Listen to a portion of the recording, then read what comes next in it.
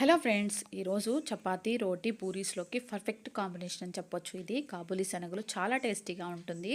ఒకసారి ట్రై చేయండి. వీటిని ఎలా అంటే ముందు రోజు నైట్ నానబెట్టుకోవాలి. తర్వాత వచ్చేసి నెక్స్ట్ డే ఒకసారి కడిగేసుకొని కుక్కర్లో పెట్టేసుకొని 2 బ్లాక్ ఇలాచి, 4 లవంగాయలు, అలాగే ఒక బిర్యానీ ఆకు, 1 ఇంచు దాల్చిన చెక్క వేసుకొని ఇంకా అందులో కొంచెం పసుపు, కొంచెం ఉప్పు, కొంచెం ఆయిల్ వేసుకొని కుక్కర్లో పెట్టి ఒక 5 విజిల్స్ పెట్టుకోండి.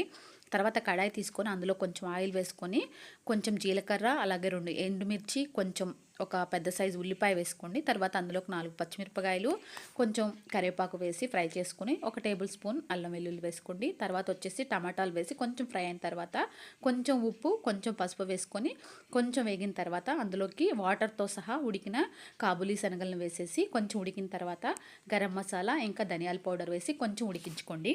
తర్వాత కొత్తిమీరతో గార్నిష్ చేసుకోండి. మీకు ఈ రెసిపీ నచ్చితే లైక్ చేయండి, షేర్ చేయండి, సబ్స్క్రైబ్ చేయండి. Thank you guys.